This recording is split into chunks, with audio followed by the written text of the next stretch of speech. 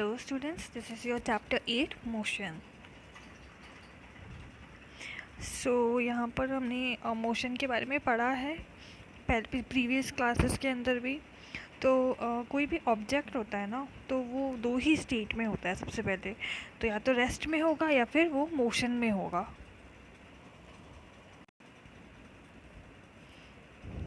जितनी भी बर्ड्स होती हैं वो फ्लाई करती है या फिश स्विम कर रही है, या हमारा जो ब्लड फ्लो हो रहा है वेन्स एंड आर्टरीज के अंदर, या फिर कार मूव कर रही है, ये सब क्या होते हैं? मोशंस होते हैं। मतलब मूवमेंट हो रहा है किसी भी चीज़ का, तो वो क्या होगा?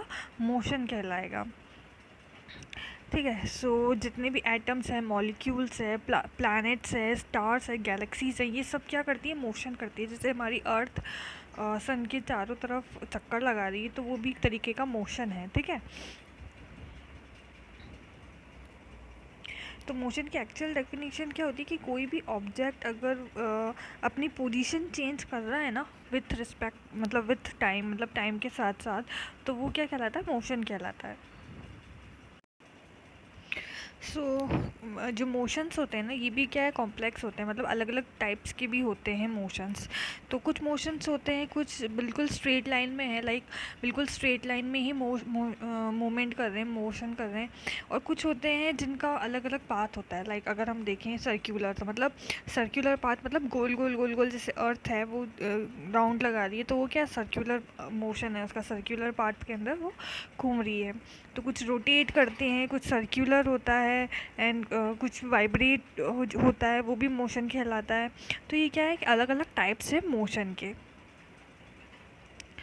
तो ये जो मोशंस होते हैं ना, इनको हम किस तरीके से एक्सप्रेस करते हैं? हम जो ग्राफ्स वगैरह होती हैं, ये सिंपल इक्वेशंस होती हैं, उनके थ्रू हम क्या करते हैं? इनके एक्सप्रेशंस देते हैं कि कौन से मोशन के किस टाइप का है। नाउ डिस्क्राइबिंग मोशन, मतलब यहाँ पे मोशन को डिस्क्राइब किया गया है अच्छे से, और कि किस क्या होता है मोशन। तो यहाँ पर क्या होता है कि हमें ना एक लोकेशन बताते हैं किसी भी ऑब्जेक्ट की by referencing a point. Like अगर हम बोलें कि हमने चलना स्टार्ट किया अपने स्कूल से, जो कि 2 किलोमीटर नॉर्थ में है रेलवे स्टेशन के। ठीक है। तो यहाँ पर हम क्या कर रहे हैं? रेफरेंस दे रहे हैं। लाइक हमने रेफरेंस दिया कि हमने कहाँ से एक तो स्टार्ट किया चलना, स्कूल से किया। देन हमने क्या बोला कि हमने 2 किलोमीटर नॉर्थ में हम चले, तो मतलब वो तो हो गया चलना, लेकिन किसके रेस्पेक्ट में? मतलब ये 2 किलोमीटर नॉर्थ किस, कहाँ से, कौन सा नॉर्थ है ये? तो मतलब रेलवे स्टेशन का जो नॉर्थ होगा ना, उसके नॉर्थ में हम 2 किलोमीटर चले। तो ये जो रेलवे स्टेशन जो स्पेसिफिक जगह होती है ना, वो क्या होता है कि किसी भी रेफरेंस, इसको हम क्या कहते हैं? रेफरेंस पॉइंट कहते हैं।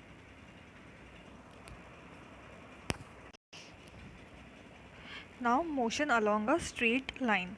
तो स्ट्रेट लाइन है, मतलब अपन सिंपल टाइप हो गया ये, मतलब हम सीधे सीधे ही एक स्ट्रेट लाइन के अंदर मूवमेंट कर रहा है ऑब्जेक्ट। तो यहाँ पर क्या है कि सबसे पहले तो क्या होता है, स्ट्रेट लाइन के अंदर हम क्या करते हैं कि जब भी हम स्ट्रेट लाइन में मूव कर रहे हैं ना, तो हम क्या कंसिडर करते हैं कि वो क्या, किसी ऑब्जेक्ट सॉरी किसी रेफरेंस पॉइंट से ही हम मोशन को मेज़र करते हैं। मतलब कौन से रेफरेंस पॉइंट से वो कोई भी पर्सन या कोई ऑब्जेक्ट है वो चलना स्टार्ट कर रहा है। तो यहाँ पर क्या है कि कोई भी ऑब्जेक्ट है, उसने स्टार्ट करी अपनी जर्नी फ्रॉम ओ। ठीक है। तो ये है ओ पॉइंट यहाँ पर। तो ओ से इसने चलना स्टार्ट किया। तो मैंने क्या बताया कि जहाँ से वो स्टार्ट कर रहा है और स्पेसिफिक जगह है, तो उसको हम क्या कहेंगे कि रेफरेंस पॉइंट मानते हैं। तो ये ओ क्या हो गया? इसका रेफरेंस पॉइंट हो गया। ठीक है। तो यहाँ से अब क्या होता है, तो यहाँ पे ये पूरा स्केल दे रखा है एक। अब इसमें देखो कि हमने ए बी सी 3 पॉइंट्स मान लिए। ये ए बी सी 3 पॉइंट हो गए यहाँ पर। उसमें क्या करा हमने कि सबसे पहले हमने ऑब्जेक्ट मूव करा। तो ऑब्जेक्ट मूव क्या करेगा? ओ से जाएगा किसकी तरफ? सी की तरफ, एंड देन किसकी तरफ जाएगा? बी की तरफ। तो सी से बी की तरफ गया, एंड फिर कहाँ पे पहुँच गया? वो ए पे पहुँच गया। ठीक है, यहाँ पे पहुँच गया।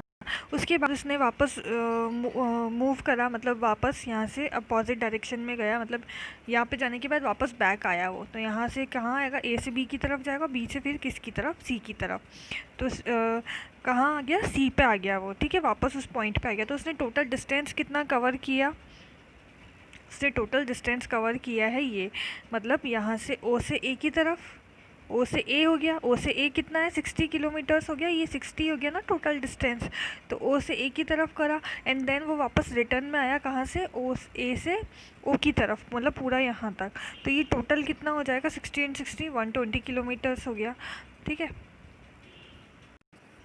और अगर ऑब्जेक्ट क्या है कि ए ओ से ए की तरफ जा रहा है, ये ए की तरफ आया और ए से वापस सी की तरफ आ रहा है, तो टोटल डिस्टेंस कितनी हो गई, टोटल पाथ कितना हो गया, ओ से ए की तरफ प्लस ए से सी की तरफ, ठीक है। तो यहाँ पे कितना हो गया 60 + 35, मतलब इस स्केल के थ्रू हम क्या कर सकते हैं, किलोमीटर्स देख सकते हैं कि वो कितने किलोमीटर उसने टोटल डिस्टेंस कवर करी है। तो यहाँ पर क्या हो जाएगा, ये टोटल डिस्टेंस हो जाएगी।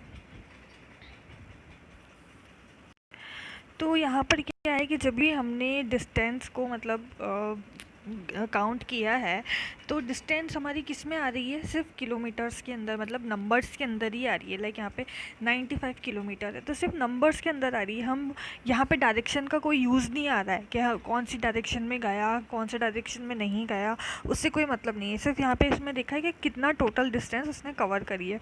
तो यहाँ पर क्या है कि जो डायरेक्शन है ना मोशन की, ये क्या है कि सिर्फ न्यूमेरिकल वैल्यू पे डिपेंड करती है, मतलब जो मोशन है ना वो सिर्फ न्यूमेरिकल वैल्यू पे ही डिपेंड करता है, डायरेक्शन पे डिपेंड नहीं करता है। तो अगर हम फिज़िक्स में देखें तो बहुत सी ऐसी क्वांटिटीज़ आती हैं जिसके लिए ना हमें सिर्फ न्यूमेरिकल वैल्यूज़ की ज़रूरत पड़ती है, डायरेक्शन की वैल्यूज़ नहीं ज़रूरत पड़ती है, ठीक है। तो ये जो न्यूमेरिकल वैल्यू होती है ना, इसको हम क्या कहते हैं, मैग्नीट्यूड कहते हैं। लाइक हमने यहाँ पे देखा 95 किलोमीटर, तो किलोमीटर तो क्या कहलाएगी, यूनिट कहलाएगी, ठीक है। तो 90, ये जो है 95 किलोमीटर, तो किलोमीटर तो हमारी क्या हो गई, यूनिट हो गई। और ये जो 95 होता है ना, इसको हम क्या कहते हैं, मैग्नीट्यूड कहते हैं। ये मैग्नीट्यूड जो लिखा हुआ है ना, इसको मैग्नीट्यूड कहते हैं। Now the shortest to final position of an object known is displacement. तो हमारा जब मोशन होता है ना, तो मतलब जैसे ए पॉइंट से बी पॉइंट तक अगर कोई भी ऑब्जेक्ट मूव कर रहा है तो वो क्या कहलाएगा, उसका डिस्प्लेसमेंट कहलाएगा, ठीक है, छोटी सी डिस्टेंस जो होती है वो। सो नेक्स्ट है uniform motion and non uniform motion, ठीक है। सो यहाँ पर क्या होते हैं कि अगर हमने एक ऑब्जेक्ट को हमने ले लिया, ठीक है, वो स्ट्रेट लाइन के अंदर मूव कर रहा है, तो उसने क्या करा कि 5 मीटर तक ट्रैवल करा फर्स्ट सेकंड में, and 5 minutes more in the next second, ठीक है, and 5 minutes in the third, ठीक है। तो मान लो कि यहाँ पर हमारा कोई भी ऑब्जेक्ट है ए, वो बी की तरफ मूव कर रहा है, ठीक है, ये पूरी डिस्टेंस हो गई। तो हमने मान लिया कि एक सेकंड के अंदर उसने कितना 5 मीटर चल लिया, वो 5 मीटर, फिर नेक्स्ट 1 सेकंड के अंदर वो 5 मीटर और चल लिया, फिर नेक्स्ट में 5 और चल गया। तो हम यहाँ पे देख सकते हैं कि इक्वल इंटरवल पे वो इक्वल डिस्टेंस कवर कर रहा है, ठीक है। तो यहाँ पे आप देखोगे ना, तो इक्वल डिस्टेंस पे जो ऑब्जेक्ट इक्वल डिस्टेंस कवर करता है ना, तो वो क्या होता है, यूनिफॉर्म मोशन कहलाता है, मतलब एक जैसा मोशन होता है, ठीक है।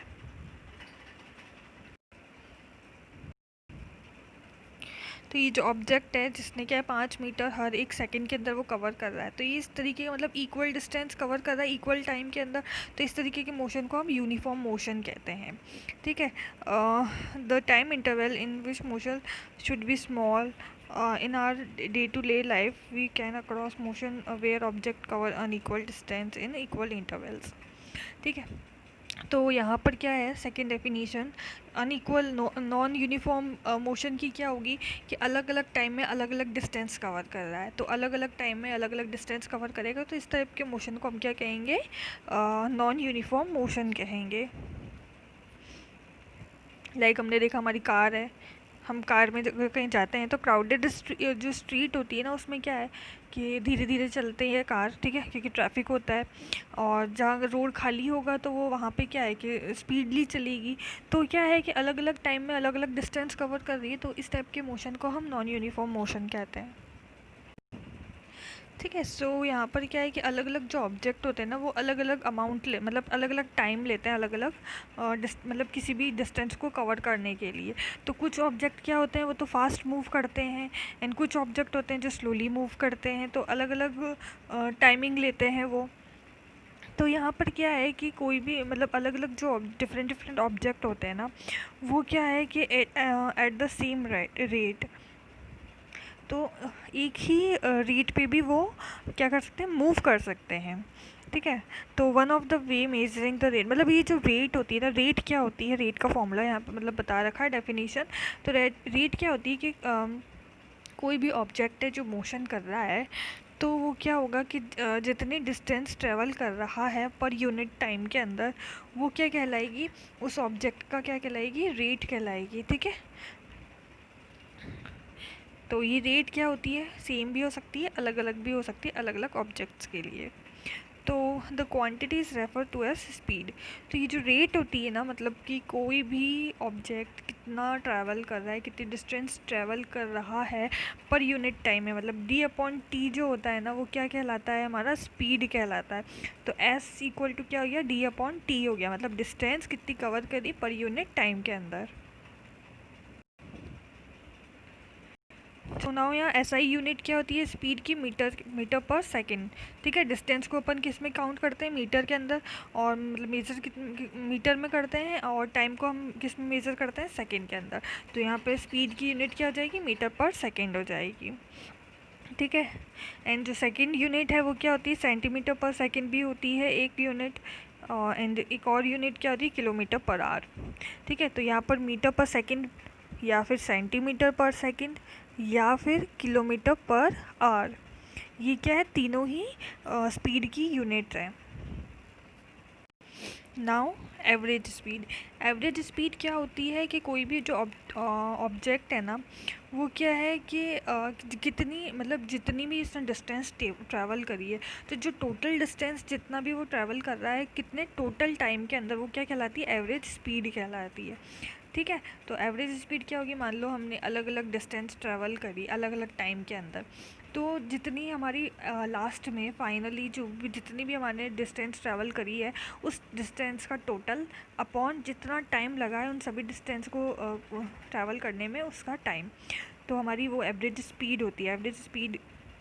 ठीक है, नाउ यहाँ पर क्या देखा है, if an object travel a distance S, मतलब एस अगर डिस्टेंस ट्रैवल कर रहा है कितने टाइम में, टी टाइम में, तो इसकी स्पीड वी क्या होगी, ये होगी एस अपॉन टी होगी।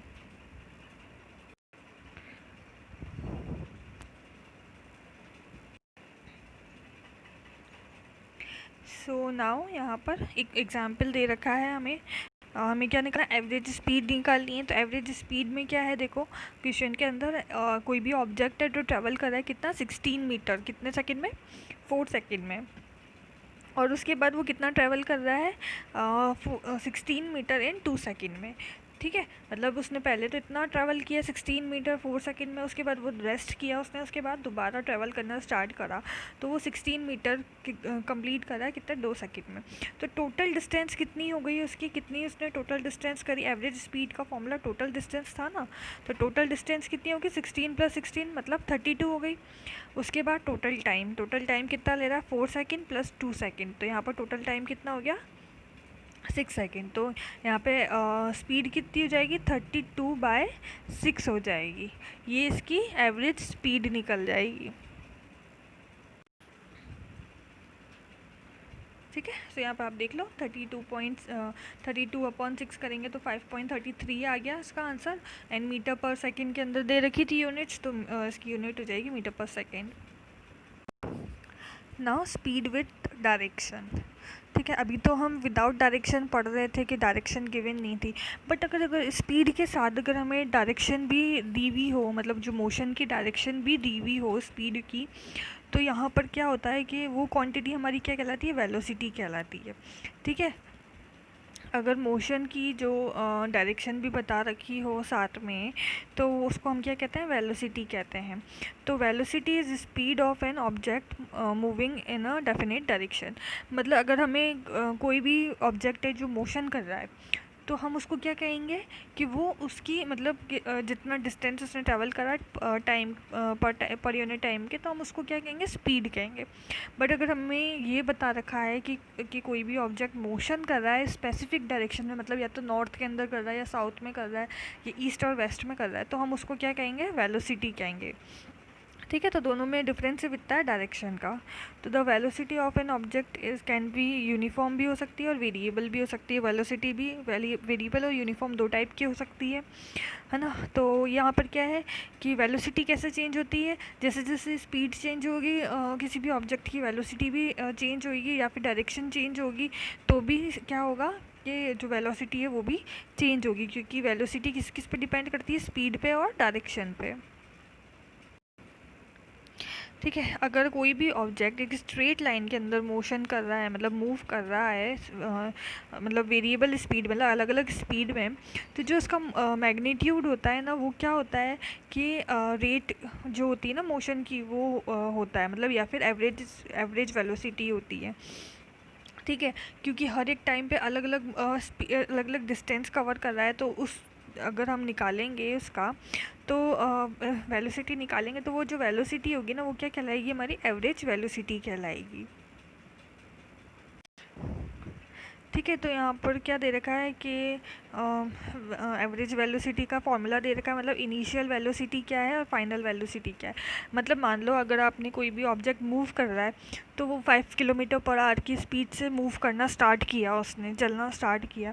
उसके बाद वो कुछ देर बाद क्या हो गया, 10 किलोमीटर की पर आवर की स्पीड पे आ गया। ठीक है, और फिर वो अपनी डेस्टिनेशन पे पहुंच गया जहाँ पे भी उसको जाना था। तो उसने स्टार्ट किस वेलोसिटी से करा था, वो वेलोसिटी क्या कहलाती है, इनिशियल वेलोसिटी। और जब वो अपनी डेस्टिनेशन पे पहुंच जाता है, तो तब उसकी जो वेलोसिटी होती है ना, वो क्या कहलाती है, फाइनल वेलोसिटी। तो अपॉन 2 कर दोगे, तो इनिशियल वेलोसिटी को हम u से डिनोट करते हैं और फाइनल को हम v से करते हैं। तो u upon v, u plus v upon 2 क्या हो गया, उसकी एवरेज वेलोसिटी हो जाएगी। सो यहाँ पे वही एग्जांपल्स दे रखे हैं। यहाँ पर आपको क्या कैलकुलेट करना है, एवरेज स्पीड कैलकुलेट करनी है। तो यहाँ पे आप क्वेश्चन में देखोगे तो आपको यहाँ पे डिस्टेंस दे रखी है कितना, कि कोई भी कार है, वो क्या है कि 2000 किलोमीटर, मतलब उसका ट्रिप स्टार्ट होता है, और यहाँ पर क्या है कि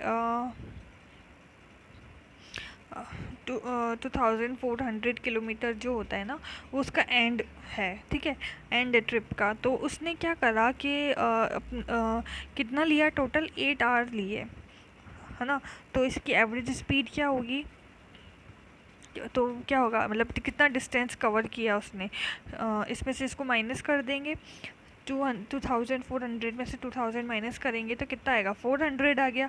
एंड टाइम कितना लिया, 8 आ गया। तो यहाँ पर आप डिस्टेंस अपॉन टाइम करोगे तो आपका 50 किलोमीटर पर आवर आपका एवरेज स्पीड आ जाएगी।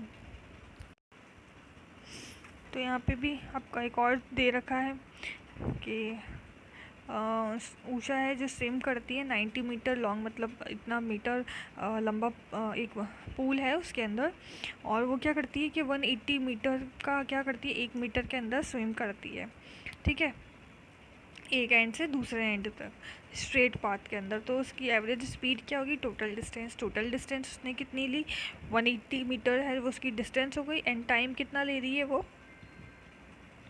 टाइम वो ले रही है कितना, 1 मिनट। तो कितना हो गया, 1 मिनट।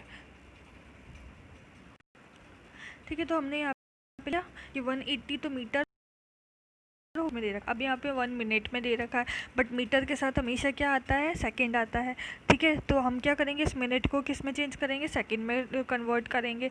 तो हम क्या देखेंगे कि यहाँ पर क्या है, 180 तो रहेगा ही रहेगा। अब 1 मिनट में कितने सेकेंड्स होते हैं, 60 सेकेंड होते हैं। तो 60 लिख दिए, इसको कैंसिल करेंगे, इसको कैंसिल करेंगे तो 3 आ जाएगा हमारा आंसर। ठीक है, तो 3 मीटर पर सेकेंड क्या होगी, इसकी एवरेज स्पीड हो गई। ठीक है, नाउ एवरेज वेलोसिटी कैलकुलेट करनी है। तो एवरेज वेलोसिटी क्या होती है,